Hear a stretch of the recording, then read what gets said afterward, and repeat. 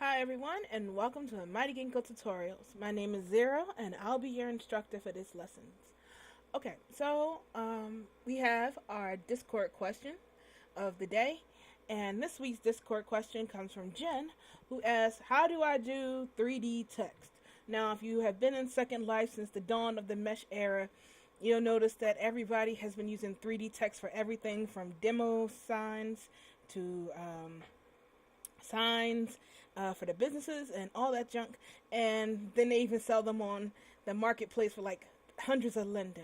And you can easily make it yourself and even have custom signs and all the rest of that stuff for your store, or just having a sign that says get out, which I love.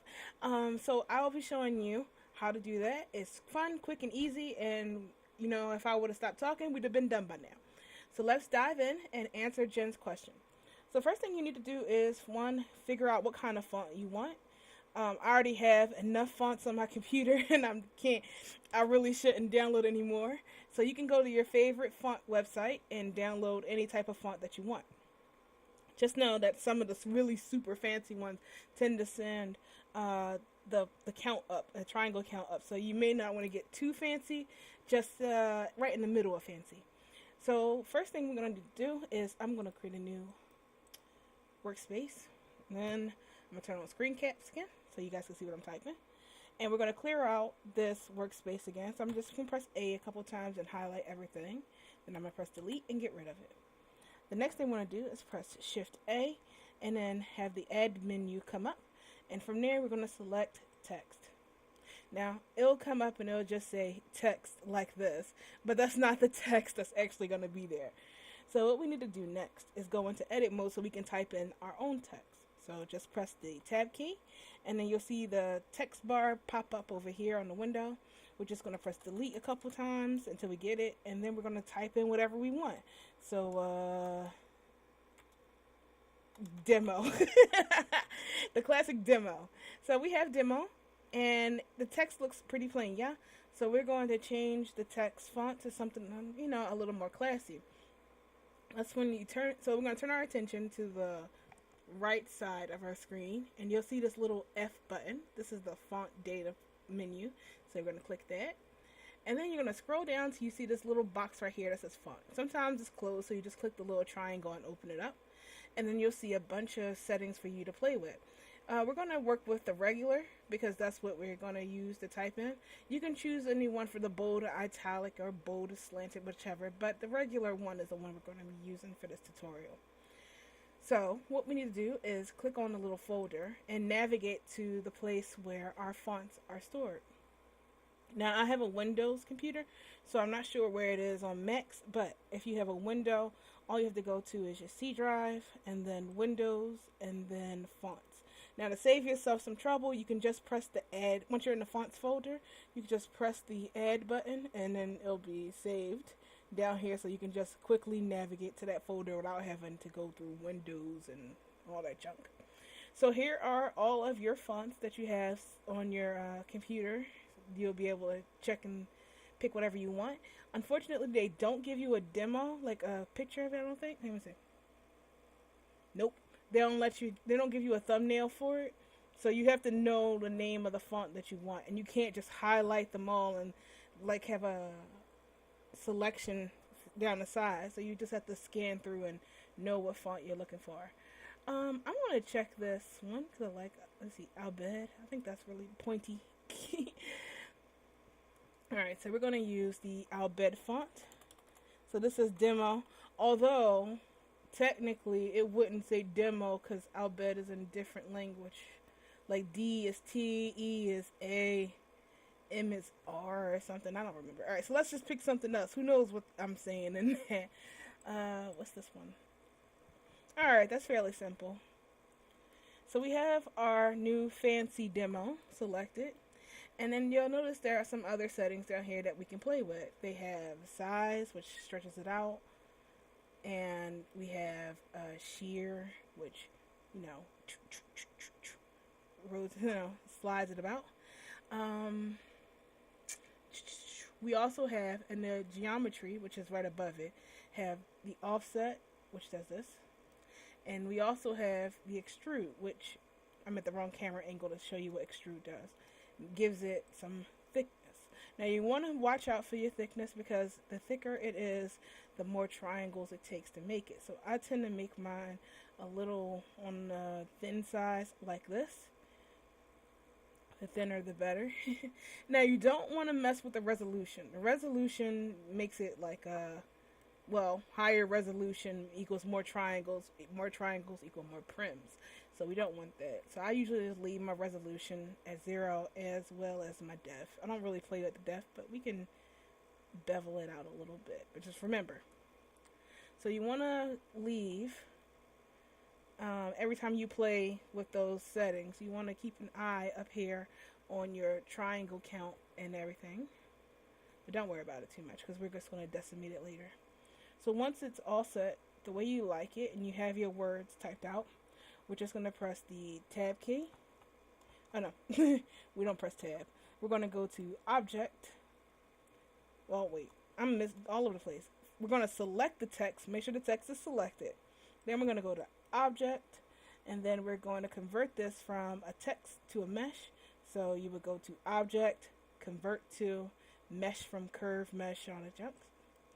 And now this is a mesh that can be exported out to Second Life. Now it is 10,332 triangles at the moment, which is kind of heavy. But we can actually, it's not that bad. But we want to make things as small as we can in Second Life, our triangle count. At least things we can control. So we're going to decimate it first. Decimate it to make it as small as we can get it. I like to bake my texture for these before I decimate it. That way I got something smooth to place on there. And give it its own materials just to jazz it up later on, so we get that nice individual color effect that I had in the opening.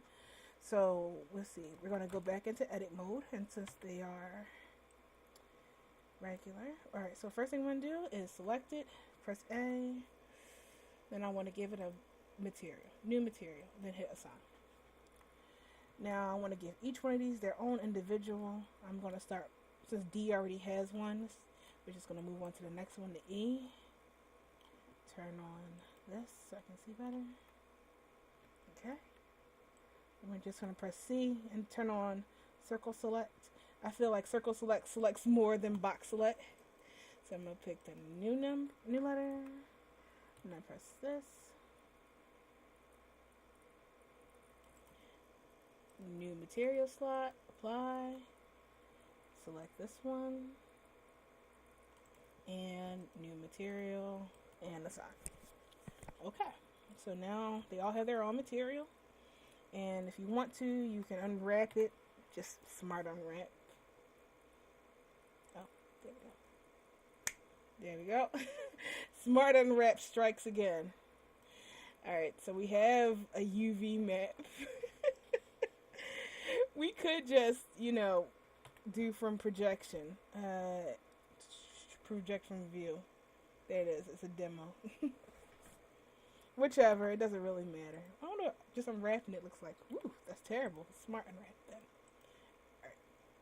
There we go. Great. And I'm going to use a 512 by 512 texture because we don't need a 1024 for just letters. Then we can bake. Put it in our oven and bake it. Okay. And save this image. Desktop. Alright, now we can begin the decimation. So I would go to the modifiers, decimate, and drop that try count down. Keeping an eye on it. Alright, so from 10 to 2, 10K to 2K, I think that's pretty good. Alright, so now we have it. All that's left is for us to export it as a static mesh. So you select it and then export. Static. Then you select static from the operator menu. Go to my desktop and save it here. Then we go to here. Get rid of this old demo. Ignore that demo in the back. Okay. Sorry, I'm used to making low and low is 0. It's just a thing. And there you go. It's only 5 prims. Well, zero point 0.5 prims, which is a half a prim. So technically, Second Life is 1 prim. So there we have, if I could select it, there we go. So we have our demo sign. And if we stretch it and make it bigger, it doesn't grow too much. I mean, it just went up to 7 prim. So I think that's pretty good if you were making like a sign or something. And it's person size. So let's make it, keep it small for now. Let's see, what else? Go and add, I want to say it's this one. Alright, some shading. And then we can select the face, red, blue, lighter blue, cyan, and let's see,